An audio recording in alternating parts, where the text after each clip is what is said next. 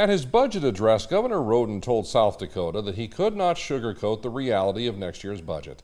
With sales tax revenues underperforming, money is tight. Grant Green has more on one lawmaker's take on a way to create significant revenue in the state. He begins our First Alert team coverage tonight. The next legislative session is a month away, and lawmakers will have their eyes on ways to create revenue. One popular idea, data centers in the state. The debate is how the government should be involved.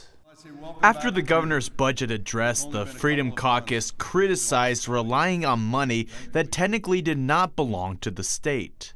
One of the things we looked at was unclaimed property. We ultimately said that's other people's money and shouldn't be the government's money. And fortunately, we did limit it down from about 200 million to 50 million this past year, but it still shouldn't be used to balance the budget.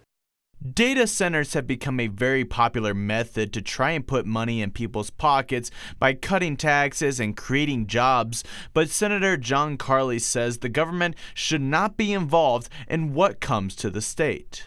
I think that maybe the difference is slightly different views on, in particular, economic development.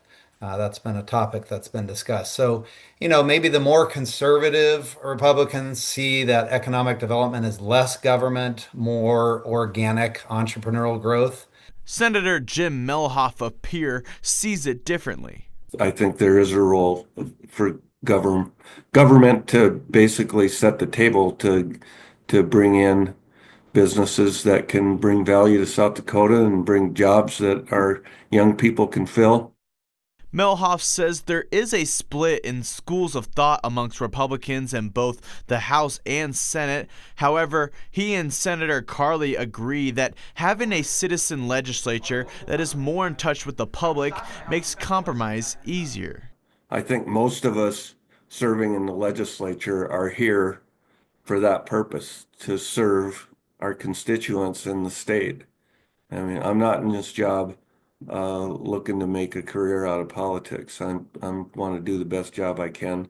The next legislative session starts on January 13th. Some other popular items for 2026 will include property taxes, election laws, and money for startup businesses.